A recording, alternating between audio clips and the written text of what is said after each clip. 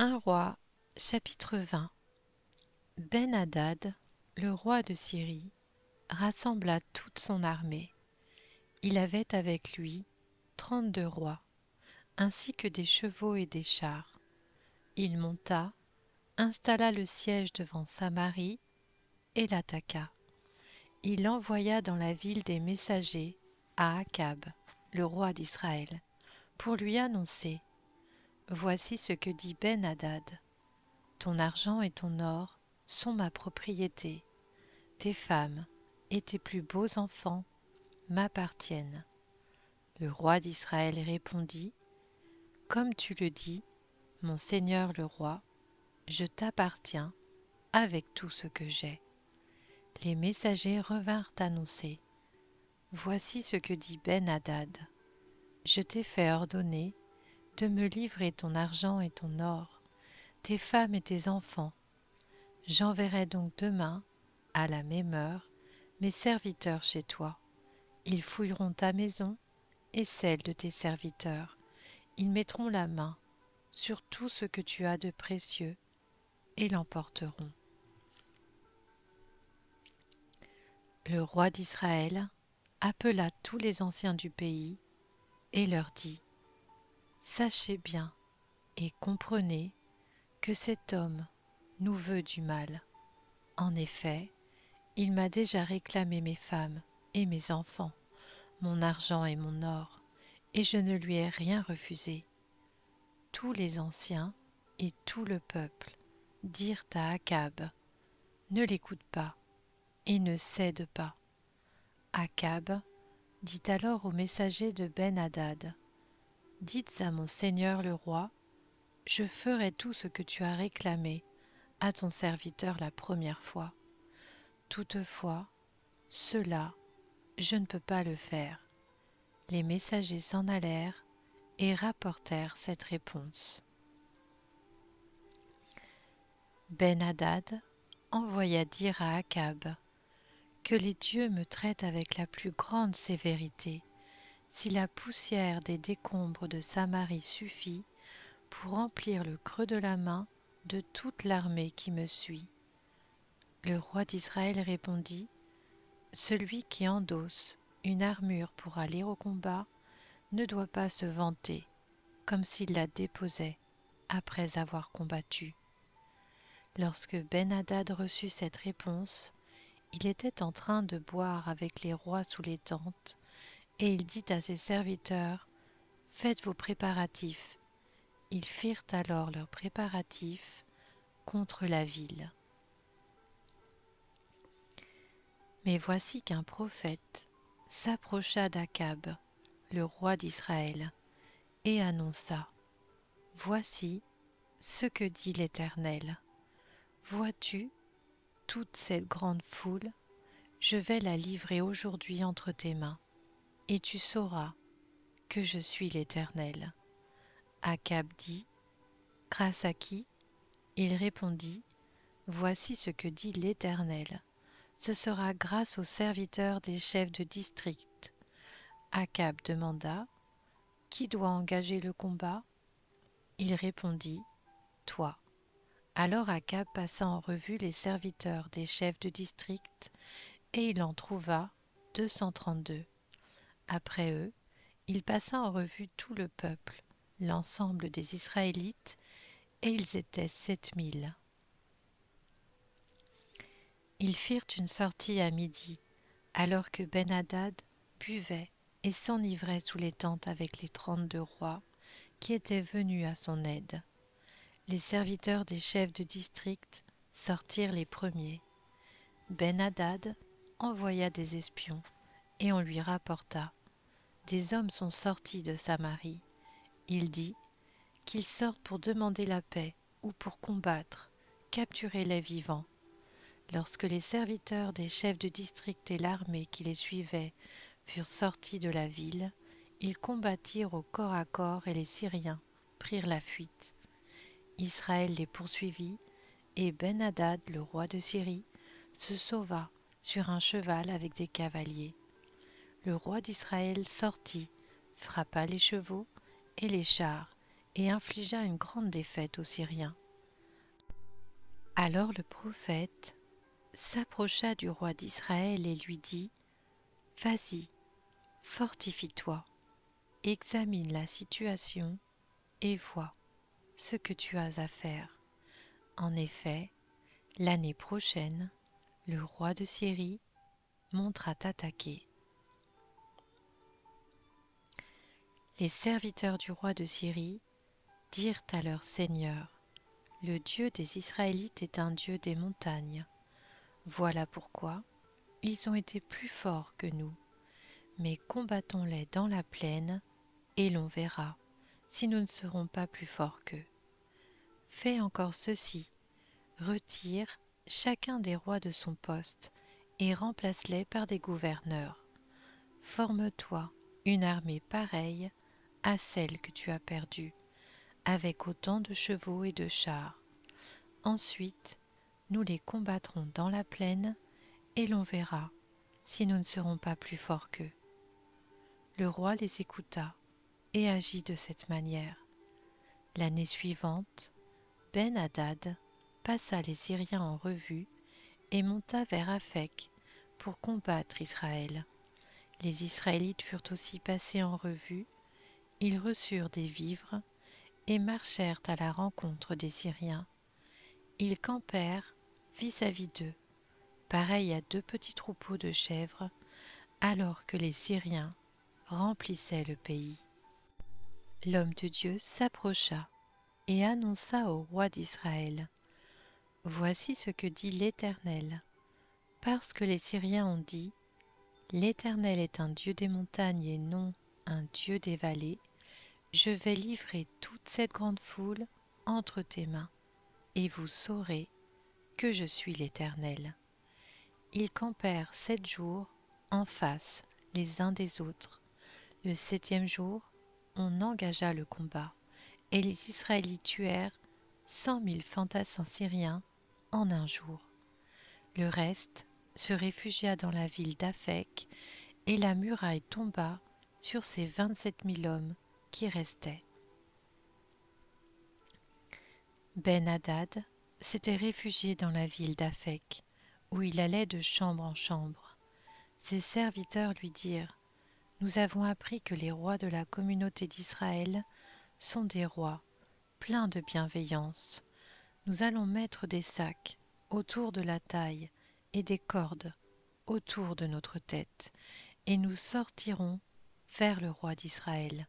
Peut-être qu'il te laissera la vie sauve. » Ils se mirent des sacs autour de la taille et des cordes autour de la tête, et ils allèrent trouver le roi d'Israël. Ils dirent : « Ton serviteur Ben-Hadad te demande de lui laisser la vie sauve. » Akab répondit : « Est-il encore en vie ? Il est mon frère. » Ces hommes y virent un bon présage, et ils s'empressèrent de le prendre au mot et de dire : « Ben-Hadad est ton frère. Il dit : allez-y, amenez-le. » Ben-Hadad vint vers lui, et Akab le fit monter sur son char. Ben-Hadad lui dit : « Je te rendrai les villes que mon père avait prises au tien, et tu pourras faire du commerce à Damas, comme mon père l'avait fait à Samarie. Quant à moi, reprit Akab, je vais te laisser partir après avoir conclu une alliance avec toi. » Il fit alliance avec lui et le laissa partir.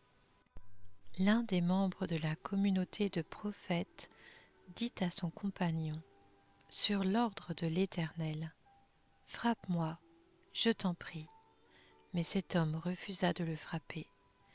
Alors il lui dit : « Parce que tu n'as pas obéi à l'Éternel, quand tu m'auras quitté, le lion te tuera. » Quand l'homme l'eut quitté, il rencontra un lion qui le tua. Le prophète trouva un autre homme et dit : « Frappe-moi, je t'en prie. » Cet homme le frappa et le blessa. Le prophète alla alors se poster sur la route empruntée par le roi, et il se masqua les yeux avec un bandeau. Lorsque le roi passa, il cria vers lui et dit : « Ton serviteur était au milieu du combat. Voici qu'un homme s'est approché et m'a amené un autre homme en disant : Garde cet homme. S'il vient à disparaître, ta vie sera échangée contre la sienne, ou bien tu devras payer 30 kilos d'argent. Or, pendant que ton serviteur était occupé çà et là, l'homme a disparu. Le roi d'Israël lui dit : C'est là ta sentence, tu l'as prononcée toi-même. Aussitôt, le prophète retira le bandeau qui couvrait ses yeux, et le roi d'Israël reconnut qu'il était l'un des prophètes. Il dit alors au roi : Voici ce que dit l'Éternel. Parce que tu as laissé échapper l'homme que j'avais voué à la destruction, ta vie sera échangée contre la sienne et ton peuple contre le sien. Le roi d'Israël repartit chez lui, triste et irrité, et il arriva ainsi à Samarie. 1 Roi, chapitre 21.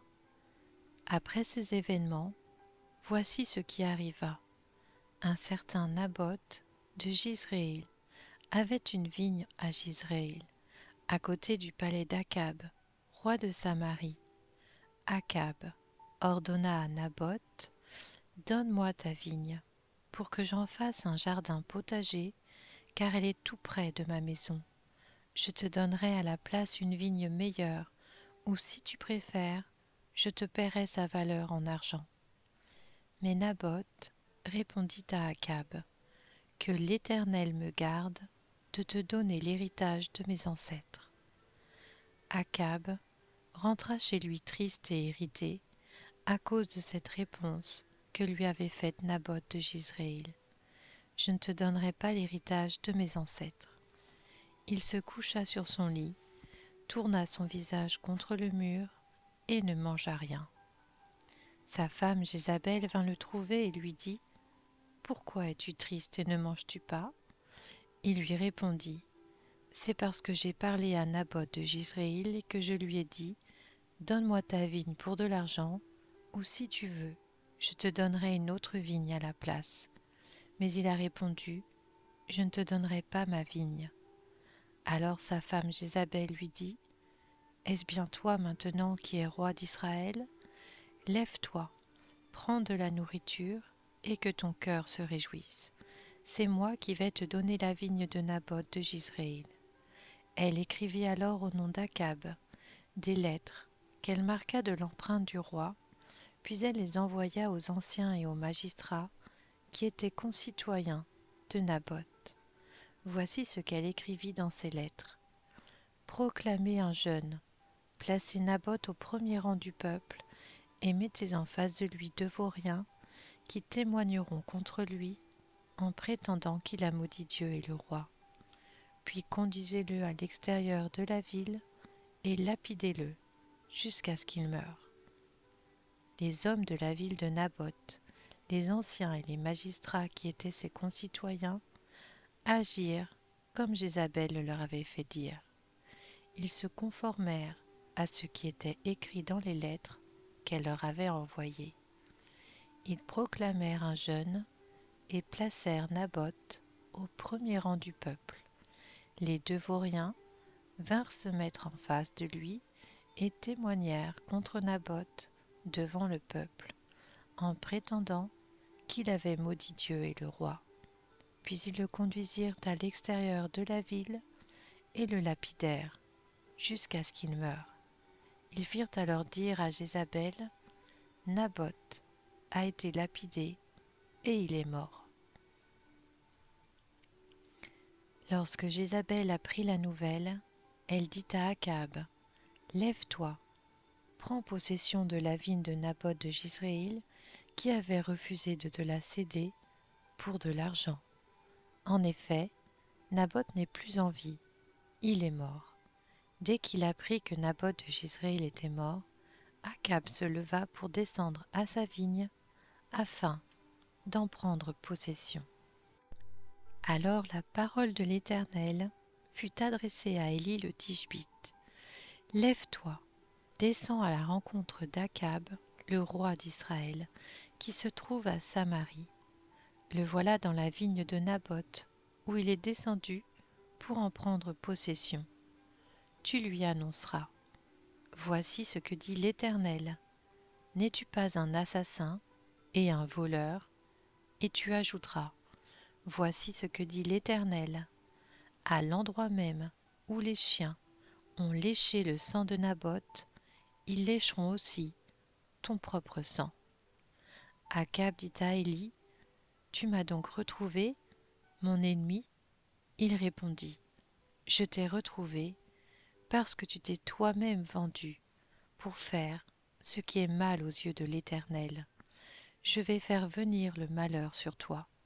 Je vais te balayer, je vais exterminer tout homme qui appartient à Akab, qu'il soit esclave ou libre en Israël.